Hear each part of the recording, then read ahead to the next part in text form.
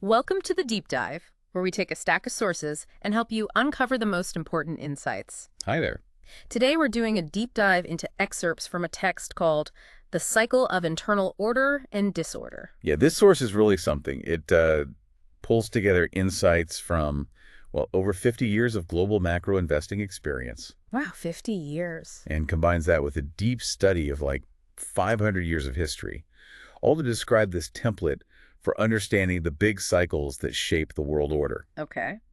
And our focus today specifically is on internal stability and conflict within countries. You know, how order breaks down and eventually gets rebuilt. Right, so our mission in this deep dive is to really unpack the cyclical template. We want to understand what it says about these big patterns, especially focusing on the later stages. The author seems to believe we might be, well, experiencing some of that right now. That's the claim, yeah. So what are the key markers? What are the dynamics at play here? And maybe most importantly, why does any of this history matter to you listening right now? Exactly. Lots to unpack. Let's dive in. Okay, let's get into it. So the source kicks off with this big picture idea, a template based on historical study to understand how internal order within a country, or really any entity, breaks down. And how it's eventually rebuilt. It describes what it calls a big cycle of internal order and disorder. A big cycle. Yeah, and it moves through 6 pretty distinct stages. 6 stages. Okay. And the author makes a pretty pointed claim right from the start that events happening now seem to be unfolding in a way that's consistent with this template. Consistent how? Specifically, they believe that we are currently in stage 5 of this cycle. Stage 5. Okay, and just to clarify, stage 5 is described as the pre-Civil War stage, is that right? That's it. While stage 6 is the actual Civil War stage. So yeah, the source really zooms in on these later stages, particularly stage 5, Right. suggesting they're kind of a crucial guide for understanding what might be coming down the pike. Okay, so stage 5. What does that actually look like, according to this source? Well, it doesn't just, pop up out of nowhere. The source explains it follows stage 3, typically a time of peace and prosperity. The good times. Yeah, the good times. And then stage 4, which is where you start seeing excess and decadence begin to creep in. Okay. So stage 5 is when those earlier cracks, maybe from stage 4, they really start to widen. Precisely. Stage 5 is when the difficult conditions worsen, and these interclass tensions between different groups in society, which might have been simmering before, they really come to a head, as the source puts it. It's that period right before the most painful stage, stage 6. Which involves revolution or civil war. Right, often triggered when the country or entity basically runs out of money, runs out of buying power. Running out of money, that sounds pretty fundamental. It really is. The source points out a basic truth. Countries or entities with, adequate financial conditions. Meaning their income is higher than their expenses, assets greater than liabilities. Exactly. Those are in much better shape than those without. The core problem in stage 5, though, is that you typically have far more people and entities in bad financial shape than in good shape. And those people start looking towards the ones who do have resources. Increasingly so, yes. They want money, support, resources from the others. And those differing financial situations must just create massive divisions across society, right? I mean, in everything from education, healthcare, infrastructure. Absolutely. The source really highlights how these financial differences drive significant disparities across all those areas you just mentioned and just overall well-being. And interestingly, it also notes that different countries, different cultures show really big differences in how they handle these kinds of stressful, divided conditions. How so? Well, some are culturally more, let's say, harmonious or inclined to find consensus, while others are much more inclined towards conflict and fighting when things get tough. Okay, so that sets the stage. Now here's where it gets, I think, really interesting. The source lays out what it calls the classic toxic mix. Ah, yes, the toxic mix. This critical framework that it says brings about these big internal conflicts. What are those ingredients? There are 3 main ones the source identifies. Yeah. 3 things that come together to create this really combustible situation. Okay, number 1. First, the country itself, or it could be a state, even a city, is in bad financial shape. It's loaded up with debt and obligations it just can't easily meet. Got it. That's a big one. Second, there are large and usually growing gaps within that entity. Gaps in income, gaps in wealth, and maybe even gaps in fundamental values between different groups. okay, bad finances, big gaps. What's the third? And third, you get hit with a severe negative economic shock. like a major recession or a financial crisis, something that puts immense stress on the system. So it's the combination of all three. That's the perfect storm. That's what the source argues, yeah. This confluence, bad finances, big internal gaps, and a major shock typically leads to significant disorder, conflict, and potentially even civil war. It's like the shock is a stress test. Exactly. Think of the economic shock as the stress test. The financial conditions of the government and its people are the shock absorbers. How much cushioning is there? And the size of those gaps determines how fragile the whole thing is. Precisely. How easily does it break under pressure? It sounds like the government's financial health is really, really key here. It is. Financial problems often start bubbling up in the private sector, sure, but they pretty quickly hit the public sector, too. Mm-hmm. And the government's financial condition is ultimately what matters most, because the government is the entity that's expected to step in and try to save the system. Right. The source suggests a real collapse, like stage 6 happens when the government literally runs out of buying power. Right. But way before that point, there's just intense fighting over money and political power. And the source flag's a really strong leading indicator, doesn't it? Something specific to watch for. Yes, this is a key insight they pull from the historical analysis. The source argues that the single most reliable leading indicator of impending civil war or revolution is What is it? bankrupt government finances combined with large wealth gaps. Wow. That specific combination, why is that so predictive? Because, as the source explains it, a government without financial power is essentially, well, it's out of power. It loses its leverage. How so? It can't afford to save key private entities. It needs to keep the economy going. It can't buy the things it needs, whether that's infrastructure materials or essential public services. And crucially, Crucially, it can't afford to pay people to do what's necessary, whether that's maintaining order, building things, or providing services. When the government is broke, it loses its ability to manage the crisis or bridge those societal gaps. and that leaves the whole system incredibly vulnerable. Exactly. Okay, so how do you actually spot this happening in stage 5? What are the financial markers we should be looking for? Well, a classic sign that you're in stage 5 and a leading indicator that the government is losing its borrowing and spending power is when it starts running really large deficits. Okay, big deficits. Yeah, deficits that create more debt than buyers, other than the central bank itself, are willing to actually purchase. Essentially, the government is struggling to finance its spending unless the central bank steps in to print money and buy the debt. And how governments deal with that depends on whether they can print money, right? Like a country versus maybe a state or city. Exactly right. Governments that cannot print their own money, think states or cities in the U.S. or countries within the Eurozone, they're forced into hard choices. Yeah. Raise taxes or cut spending. Austerity. Basically, yeah.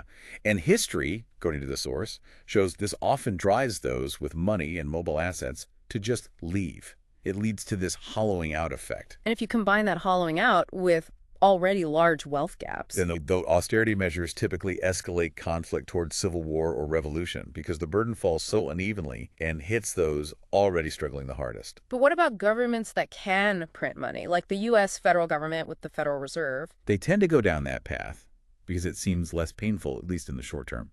They print a lot of money, and the central bank uses that new money to buy government debt. So they can keep spending more than they take in through taxes. Right. This helps the government keep functioning and supports the people who rely on government spending for a while. But there's a cost. There's always a cost.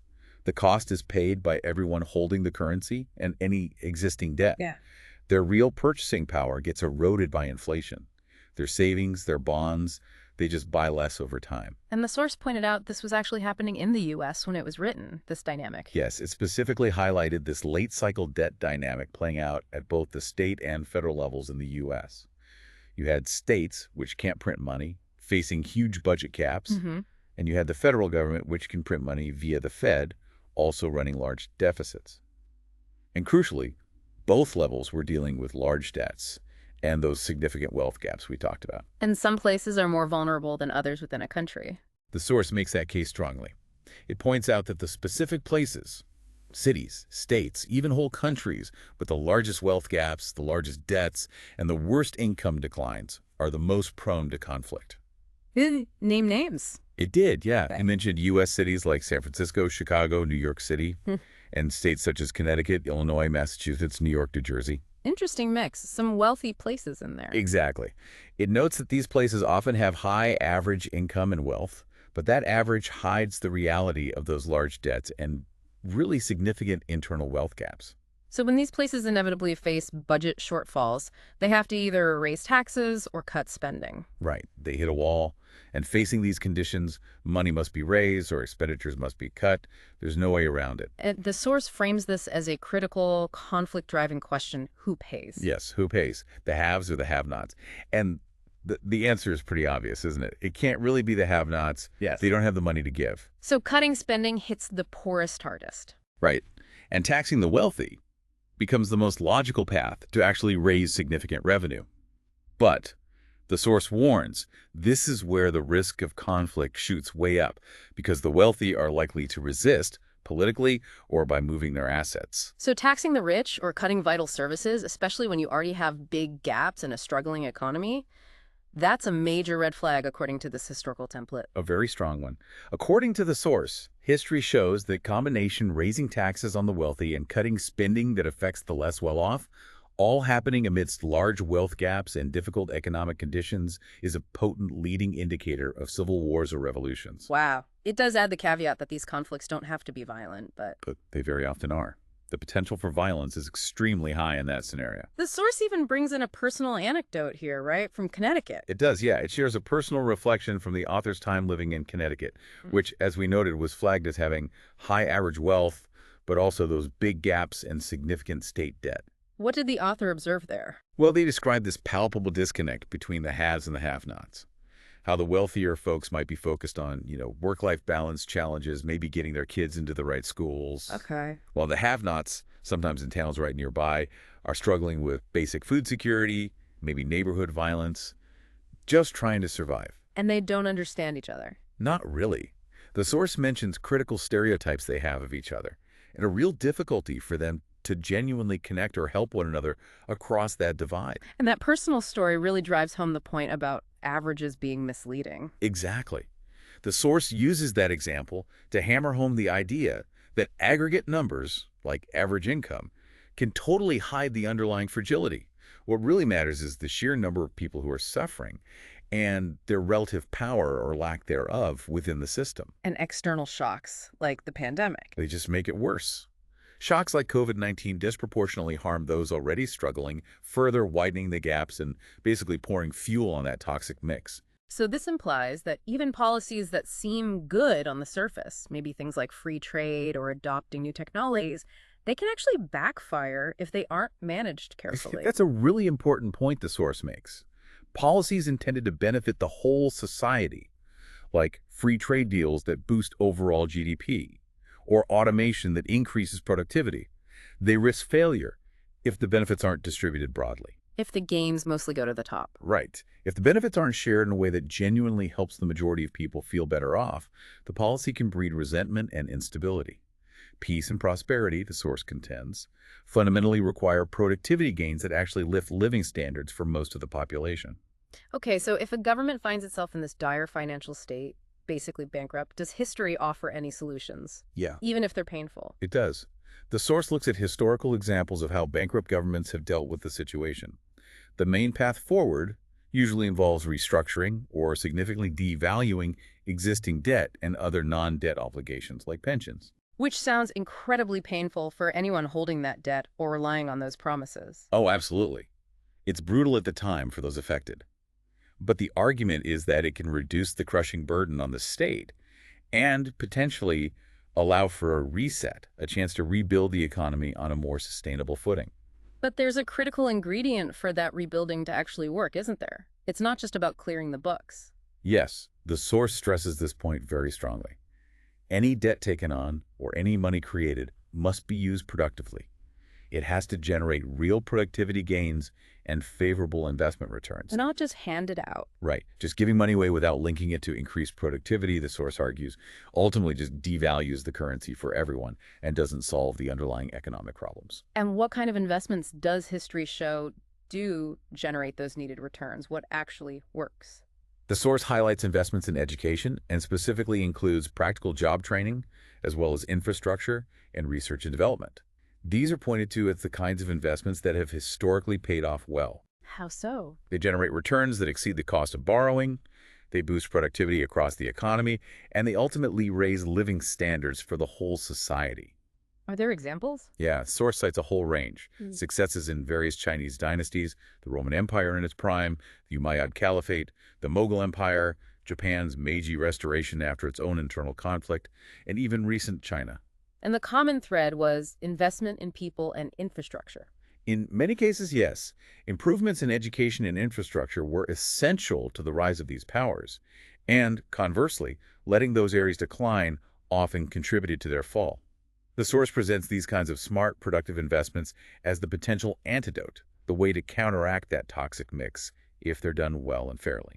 Okay, so we've got the toxic mix, bad finances, big gaps, economic shock as the core engine of stage 5 problems. But the source says that mix usually doesn't come alone, right? There are other accompanying problems, more symptoms that show you're deep in stage 5. That's right. The source lists several other issues that typically appear alongside or are exacerbated by the toxic mix. And it makes the point that the more of these you see happening simultaneously, the higher the probability of severe conflict becomes. What's the first one on that list? The first one is decadence. And this isn't just about people enjoying luxuries. What does it mean in this context? Late in the cycle, particularly in stage 4 leading into 5, there's a noticeable shift where time and money move significantly away from productive activities like investing in businesses or innovation towards more indulgent uses.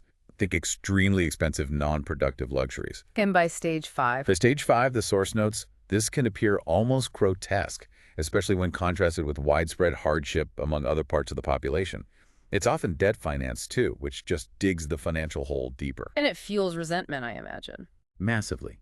The haves might feel entitled to their lifestyle, while the have-nots see it as incredibly unfair and out of touch. Huh. But beyond the social friction, the key economic point is that decadent spending is unproductive compared to saving and investing.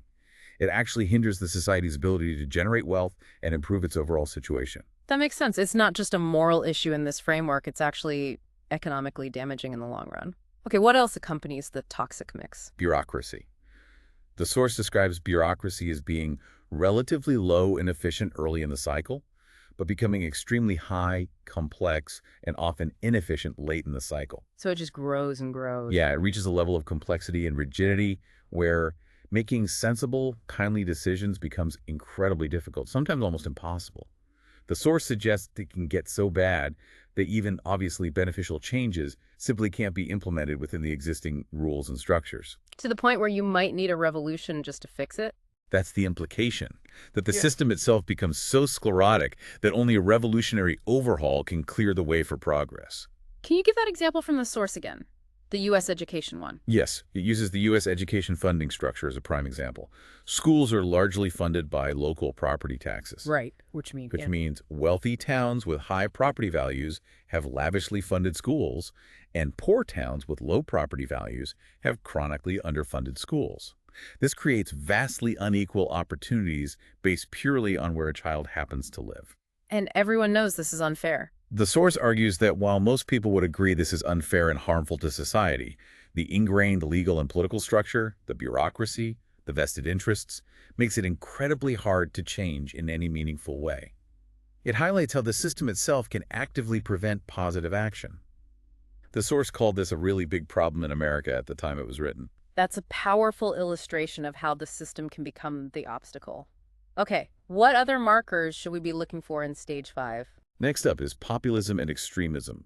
The disorder and widespread discontent, typical of stage 5, create fertile ground for strong, often charismatic, anti-establishment leaders. Leaders who claim to fight for the ordinary people. Exactly, against supposedly corrupt or out-of-touch elites. The source argues that populism thrives on those big wealth and opportunity gaps we discussed, but also on perceived cultural threats, and a general feeling that the established leaders and institutions are ineffective or self-serving. And these populist leaders tend to be divisive. Very much so. They're often confrontational. They tend to define politics as us versus them, and their rise usually leads to intense fighting between populists of the left and populists of the right. They clash over increasingly irreconcilable differences about how society should be organized. Did the source give specific U.S. examples here as well? Yes, it pointed to Donald Trump's election as an example fitting the mold of right populism, and noted the popularity of figures like Bernie Sanders, Elizabeth Warren, and Alexandria Ocasio-Cortez at the time as reflecting elements of left populism in the U.S. And the key takeaway for identifying stage 5? The source emphasizes watching the rise of populism and the deepening of political polarization as absolutely key markers. The more prevalent they become, the further a nation is likely to be in stage 5, and the closer it might be drifting towards stage 6 civil war or revolution. And there was that chilling observation about moderates. Yes. The source notes that in stage 5, political moderates find themselves becoming a shrinking minority. But in stage 6, they effectively cease to exist as a meaningful force. The middle ground just evaporates. Wow. So the political center cannot hold, basically. What about how people start to see each other, not just politically, but socially? That leads directly to the next marker, class warfare. The source says this intensifies greatly in stage 5. Meaning what, exactly? Meaning people increasingly stop seeing others as individuals with their own unique circumstances and views. Instead, they start viewing them primarily, and often stereotypically, as members of opposing or allied classes. Defined by socioeconomic status, political affiliation, race, religion, geography, whatever the key dividing lines are in that society at that time. This us versus them mentality, based on group identity, becomes really apparent in stage 5. And the source warns this becomes incredibly dangerous later. Extremely dangerous if the cycle progresses to stage 6. Does this lead to demonization and scapegoating? Yes, that's identified as a classic marker. The demonization of other classes or groups becomes common, often leading to scapegoating, where specific groups are unfairly blamed for all the problems society is facing. And history provides many examples. Sadly, yes. The source points out that ethnic, racial, and socioeconomic groups are frequently targeted. It cited historical examples like the Nazis' persecution of Jews, the treatment of certain Chinese minorities during upheavals, Catholics being targeted in the UK at various points, and rich capitalists being scapegoated during communist revolutions. This pattern of demonizing and scapegoating the other is highlighted as a crucial and dangerous symptom to watch for. That's deeply unsettling, especially seeing those historical parallels. What else changes fundamentally in stage 5? A really critical one, and maybe one that feels very relevant today, is the loss of truth in the public domain. Meaning it gets harder to know what's actually true. Exactly. As society becomes more polarized, more emotional, and more intensely political, the source argues it becomes much harder to discern objective facts from distortion, spin, and outright propaganda, especially in the media landscape. Why does this happen specifically in stage 5? Because the fighting factions, the opposing sides, actively work with elements of the media or create their own media, specifically to manipulate public emotions, shore up their own support, and actively discredit or destroy their opposition. So the media itself becomes a battleground. It stops being a neutral observer. The source observes that significant parts of the media often take sides, sometimes acting almost like vigilantes, using their platform to attack and ruin people's reputations, often without adhering to traditional standards of fairness or due process. And this isn't new. Not at all. The source notes that historically, populist leaders often move quickly to gain control of media outlets and used propaganda ministers very effectively. Today, the dynamic might look different with social media, but the underlying principle is similar. And trust in media plummets. Dramatically. The source cited a 2019 Gallup poll showing incredibly low public trust in mass media in the U.S. compared to decades earlier, like 1976, affecting even outlets that were once widely considered pillars of objective journalism. Is there an economic angle to this too? Possibly. The source suggests that in a struggling media industry landscape, sensationalism, conflict, and outrage often get rewarded commercially. They drive clicks and engagement, which can incentivize polarizing content over balanced reporting. And there was that quote the source used that really nailed the danger here. Yes, it quoted an editor, I don't recall who exactly, but the quote was something like, "If you have a society where people can't agree on the basic facts, how do you have a functioning democracy?" That's a fundamental question. It really is. The source argues this whole dynamic severely impedes free and open discourse because people become genuinely afraid to speak up, to share nuanced perspectives, or to challenge the dominant narratives on their side. Why afraid? For fear of being targeted, misrepresented, and attacked by partisan media outlets or online mobs, their words get twisted, taken out of context, used as weapons against them. So potentially valuable voices, people who might have solutions or important insights, get silenced. The source makes exactly that case.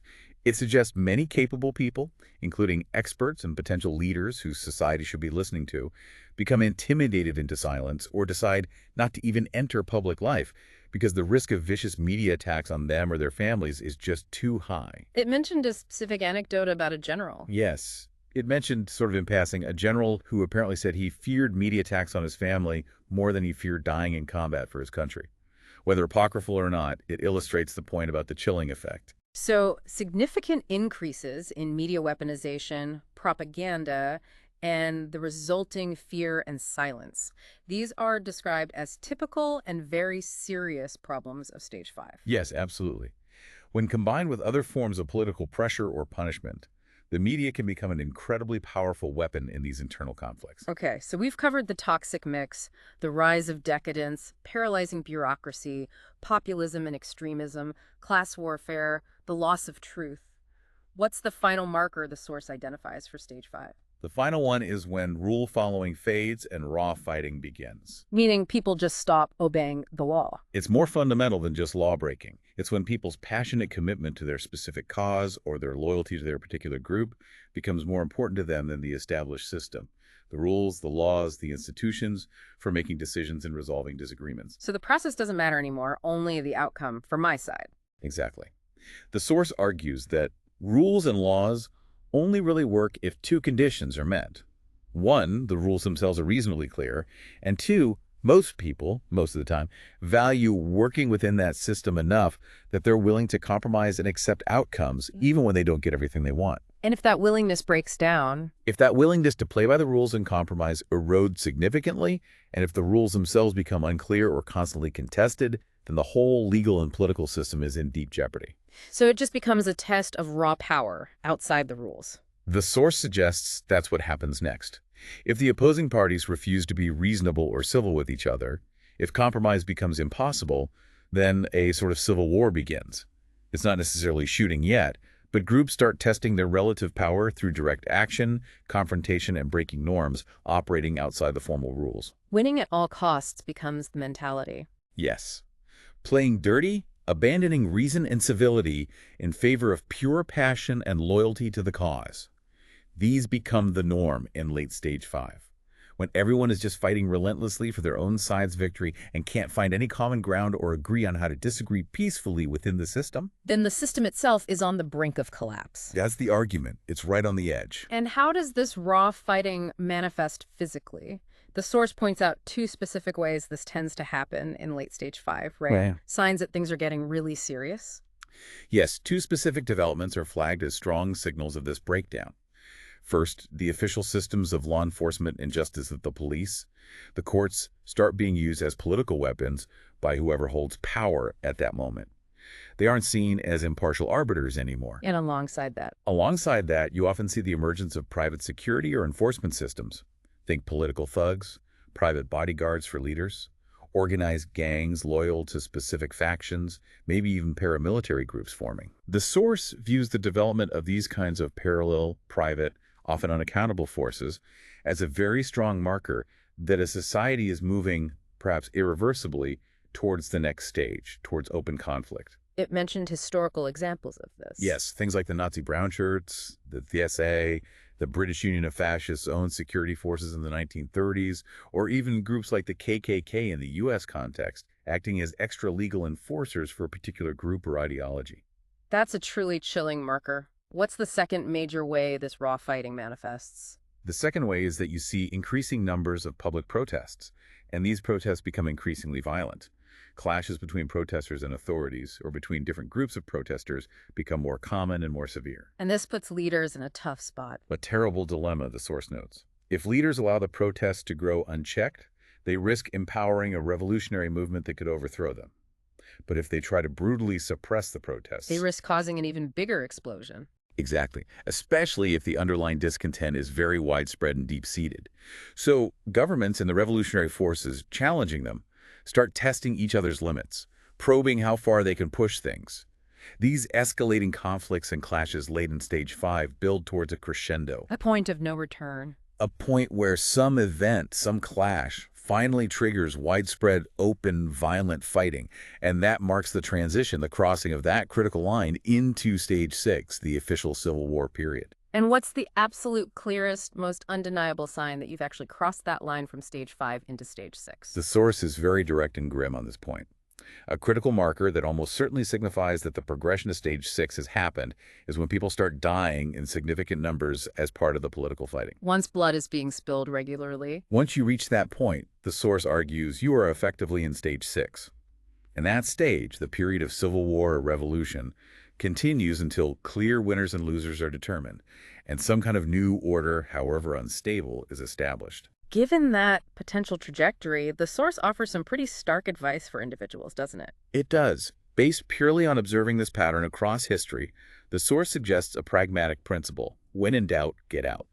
Meaning, if you don't want to be caught up in the middle of a civil war, or the wider international wars that often accompany them, the practical advice is to leave the country or region while you still can. Which is typically late in stage 5. Typically late stage 5, before things completely break down.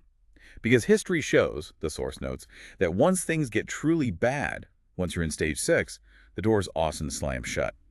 Governments frequently impose capital controls to stop money from leaving, and they might restrict people's ability to travel or emigrate as well. Okay, so let's talk about crossing that line. Moving from stage 5 with its terrible financial conditions, the toxic mix, intense internal conflict into stage 6, the actual civil war.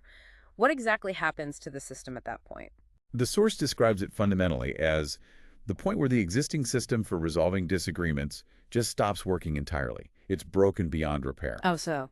People are resorting to violence, the established leadership has lost control, and the basic rules and institutions that govern society are no longer respected or effective. Breaking and then rebuilding an entire system, the source acknowledges, is obviously a much bigger, more traumatic, more violent event than trying to make even radical changes within an existing system. Though it might not be a worse path in the long run if the old system was truly rotten. The source concedes that point. If the old system was deeply dysfunctional or unjust, a complete break, while traumatic, might ultimately lead to a better outcome. But the decision to try and renovate a broken old system versus tear it down and replace it entirely, that decision is rarely rational. that's what the source suggests. It's often driven by the intense emotions, the anger, the fear, the desperation of the time, rather than cool, objective, intellectual analysis of the options. So if, as the source tentatively suggests, a country like the U.S. might be showing signs of stage 5, the huge question becomes, how much can the system bend before it actually breaks? Exactly. That's the critical question. And the source looks at how different political systems handle this kind of stress. What about democratic systems? Democratic systems, it notes, can theoretically allow for a lot of bending without breaking, because the population has the power, at least in principle, to make significant changes through elections. You can have peaceful transfers of power, even revolutionary shifts in policy, without violence. But there are weaknesses too. Yes. Democracy, often based on one person, one vote, can sometimes turn into popularity contests, where leaders are chosen more for their charisma or promises than for a thoughtful review of their competence or plans. And, critically, history provides many examples where democratic systems are broken down under the extreme pressures of great internal conflict. Why are democracies particularly vulnerable in these high conflict stages? What's the failure point? The source argues that democracy inherently requires a significant level of consensus and compromise among people who hold very different, often opposing, views. This can make decision-making slow, messy, and inefficient, like trying to get agreement from a large divided committee. And that inefficiency can be fatal. The biggest risk identified is that this fragmented, often antagonistic decision-making process leads to gridlock, ineffectiveness, and ultimately bad results for the population. People get frustrated, lose faith in the democratic process itself. And that opens the door for... It paves the way for revolutions, often led by populist autocratic figures who promise strong, decisive leadership and the restoration of order, but usually order primarily for their own supporters at the expense of others. And federal systems, like the U.S., have an additional layer of potential conflict, right, between the national and state levels. Yes. The source specifically notes that federalist democracies often see significant conflicts flare up between the states, or provinces, or regions, and the central government over the balance of power, especially during times of great national stress and conflict. Who has authority? Who controls resources? And it mentioned this wasn't a major issue in the U.S. yet. Right. At the time the source was written, it observed that this state-federal conflict hadn't become a major driver of instability in the U.S. recently, unlike in some historical periods like the run-up to the Civil War. So the source suggests that the emergence of serious, perhaps irreconcilable, conflicts between state and federal authority would be another significant marker of continued progression towards stage 6. The source also gave historical examples of democracies actually failing under pressure. Yes, it cited several well-known instances. The decline of ancient Athens, the chaotic end of the Roman Republic leading to the Empire, Germany's Weimar Republic giving way to the Nazi regime, And more recently. and weak, unstable democracies in Italy, Japan, and Spain in the 1920s and 30s that ultimately turned to fascist or authoritarian rule in search of stability and national strength. These are presented as cautionary tales of how democratic systems can fail when internal conflicts become too severe. What about leadership during these critical stages? Does the type of leader needed change depending on whether you're in stage 5 or stage 6? The source makes that point very forcefully. The type of leadership required shifts dramatically. Stage 5 is described as this incredibly critical juncture. The path taken from here could lead down the terrible, violent road to civil war, stage 6, or ideally towards the much harder but ultimately better path of peaceful coexistence, reform, and rebuilding trust. And achieving that peaceful path requires a very specific kind of leader. Yes. The source argues that navigating stage 5 peacefully requires a rare type of leader, what it calls a strong peacemaker, someone who has the strength, the vision, and the political skill to genuinely unite the country across deep divides and reshape the social and economic order in a way that is perceived as fair and productive by the vast majority. But the source is pessimistic about finding such leaders. It is quite pessimistic, frankly. It starkly adds that history offers very few examples of leaders successfully managing this peaceful transition during such intense periods. Finding one, it suggests, requires prayer. So what's the alternative type of leader? The alternative, the source notes, is the strong fighter. This is the type of leader needed not to avoid the conflict, but to lead one side through the brutality of a civil war or revolution. Someone focused on winning, whatever the cost. Okay, so let's assume the transition happens and a society enters stage 6, civil war. The source doesn't pull any punches about this phase. Not at all. It explicitly advises readers to be extremely wary of assuming it can't happen here, wherever here is. Instead, it urges people to look objectively for the markers we've discussed. And stage 6 itself involved. It involves violent revolutions or civil wars that typically succeed in toppling the old political and social order and fundamentally replacing it with something new. The source looked at, I think, 29 significant historical examples of these kinds of internal upheavals. And outcomes varied. Somewhat. It noted that while some conflicts, like the U.S. Civil War, were incredibly bloody but didn't ultimately overturn the fundamental constitutional system, most other major revolutions it studied, like the French Revolution, the Russian Revolution, the Chinese Communist Revolution, Japan's Meiji Restoration, did result in a complete systemic change. And the source argues that these kinds of violent upheavals are almost inevitable under certain conditions. Why? It does. The source contends that civil wars and revolutions become functionally inevitable as the means for radically changing the internal order when the existing systems, which inevitably benefit certain classes or groups at the expense of others, become absolutely intolerable to a large and powerful enough segment of the population, usually the majority. And the fight is fundamentally about. It argues the fight is fundamentally over wealth and power. Who gets what and who gets to decide. Revolutionaries, by definition, reach a point where they are willing to break the existing laws, ignore the existing institutions, and use force to change the system. And these kinds of fundamental resets, the source stresses based on history, are almost always violent. How brutal does it get? The source describes these Civil War periods as almost unimaginably brutal. While the early struggles for power might just seem forceful or chaotic, the level of brutality, it says, tends to accelerate unexpectedly as emotions intensify, polarization deepens, and the opposing sides become willing to do absolutely anything to win. What happens to elites or moderates? They often face terrible fates. Many flee the country if they can. Those who stay risk being imprisoned, dispossessed, or simply killed by one side or the other. The source says that reading detailed historical accounts of civil wars is enough to make one's hair curl. So the dynamics we saw emerging in stage 5, the polarization, the demonization, the breakdown of rules, they just intensified dramatically in stage 6? Precisely. Everything gets amplified, taken to the extreme. The source talks again about that cycle of wealth concentration, where a tiny percentage comes to control a vast share of the wealth, eventually leading to the situation where the much larger, poorer majority rises up and violently overthrows the rich minority. That's the archetypal pattern. Mostly shifting power from right to left in terms of wealth distribution. Most historical examples fit that pattern. Yes, a shift of wealth and power towards the less affluent, at least initially.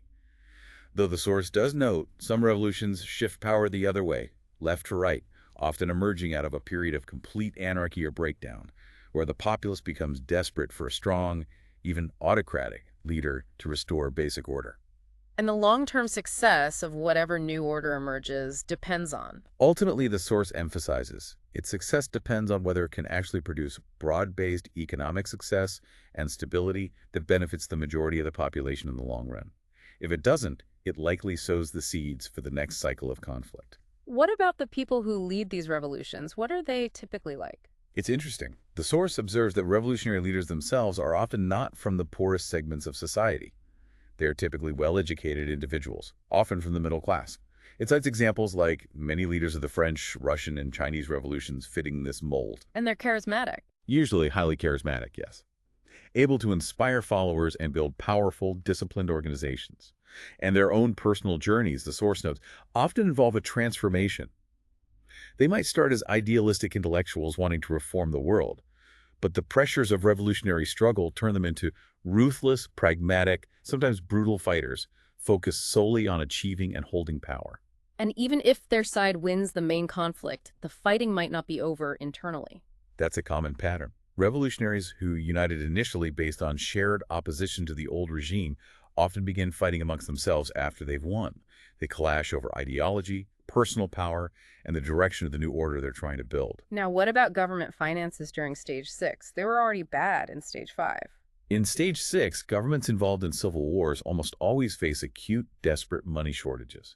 They're trying to fund armies, maintain some semblance of control, often with collapsing tax revenues. So what do? This leads to desperate measures, often attempts to seize wealth directly from the rich, confiscate assets, or impose crippling taxes. Which prompts the wealthy to Try even harder to move their assets out of the country to safety, if they haven't already, which in turn leads the embattled government to impose strict capital controls to try and stop that flight of wealth. The vicious cycle. And all this internal chaos makes the country vulnerable externally, right? Incredibly vulnerable. The source strongly emphasizes that internal disorder makes a country ripe for interference, manipulation, and even invasion by foreign enemies. It significantly increases the likelihood of external wars breaking out concurrently or shortly after the internal conflict. Why is that link so strong? Several reasons. Domestic conflict obviously splits the country's military and political focus. It drains national finances, leaving less for defense. It distracts leaders.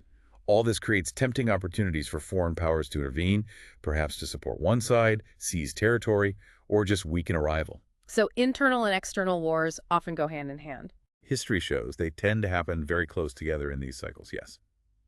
Other contributing factors include the heightened emotions and nationalism that often accompany conflict, the presence of populist leaders who are naturally inclined towards fighting, leaders sometimes using an external threat to try and rally internal unity, often unsuccessfully, and sheer desperation deprivation might lead people or countries to fight externally just to acquire needed resources. And foreign powers almost always get involved. The source notes that almost all the civil wars it studied involved significant foreign interference. Powers outside the country try to influence the outcome by providing money, weapons, intelligence, or even direct military support to one side or the other, pursuing their own geopolitical interests. It sounds like being caught in the middle of one of these periods must be incredibly confusing and terrifying. Hard to know what's really happening. The source makes that exact point. The actual beginnings of civil wars are often very unclear when you're living through them day to day. It's only in retrospect, once you're deep in the fighting, that it becomes obvious when things truly cross the line. Historians might assign a specific date later. Right. Historians might pick a symbolic date, like the storming of the Bastille for the French Revolution, but people experiencing the events at the time don't necessarily recognize it as the definitive start of a full-blown civil war. That's why understanding the preceding markers from stage 5 is so crucial. They help you understand where you might be in the cycle and the potential direction things are heading, even if the final breakpoint isn't clear yet. And once you're in stage 6, that space for moderation is completely gone. Completely gone. The source stresses that civil wars are so brutal precisely because they become existential fights to the death, politically and sometimes literally, for the core groups involved. Everyone is essentially forced to become an extremist, forced to pick a side. There is simply no place for moderates or compromise in that environment.